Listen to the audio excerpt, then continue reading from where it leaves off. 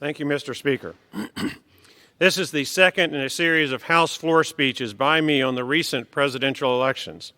Previously, I covered constitutional and federal statutory law mandating that Congress, not the Supreme Court, decides whether to accept or reject states' Electoral College vote submissions.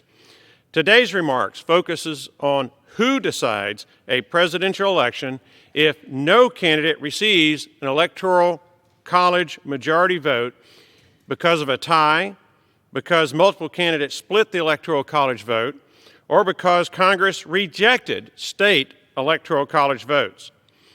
Per the United States Constitution's 12th Amendment, Congress, not the Supreme Court, elects the next president and vice president of the United States if no candidate wins an Electoral College vote majority. Congress's decision is final, determinative, and non-reviewable. The 12th Amendment states that if no candidate has a majority of the Electoral College vote, then from the three highest vote getters for president, and I quote, "The House of Representatives shall choose immediately by ballot the president. But in choosing the president, the vote shall be taken by states, the representation from each state having one vote, and a majority of all the states shall be necessary to a choice." As an aside, the 12th Amendment requires the Senate to elect the vice president. There is a twist in the House vote for president. A majority of congressmen does not elect the president. Rather, the House votes by state delegations to elect the next president of the United States. America has 50 states. After the 2020 elections, 26 state delegations have a Republican majority. 20 states have a Democrat majority. The remaining state delegations are tied 50-50, with Iowa undecided pending an uncalled election. Hence, if Congress rejects Electoral College votes from states with election processes that are so badly flawed as to be unreliable and unworthy of acceptance, House Republicans control the election of the next President of the United States. Let me repeat that for emphasis.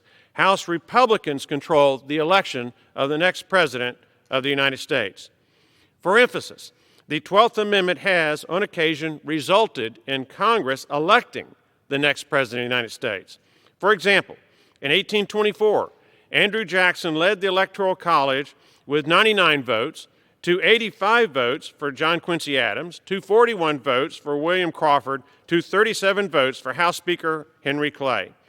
The House elected second-place finisher John Quincy Adams, President of the United States, over first-place finisher Andrew Jackson, prompting Andrew Jackson to famously declare, quote, "The Judas of the West has closed the contract and will receive the 30 pieces of silver.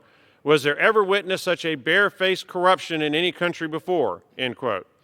Another example is the 1876 election, wherein Democrat Samuel Tilden won the popular vote and amassed 184 Electoral College votes, one shy of Ohio Republican Rutherford B. Hayes' 185 Electoral College votes.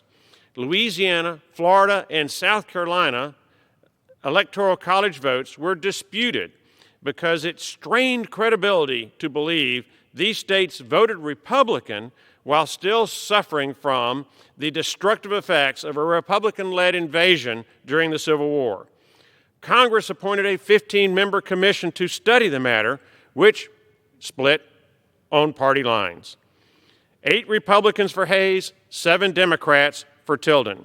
Congress then elected Hayes President of the United States in a deal that gave Louisiana, Florida, and South Carolina's disputed Electoral College votes to Hayes in exchange for removing occupying Union troops from the South and ending Reconstruction. In sum, the history and law are clear.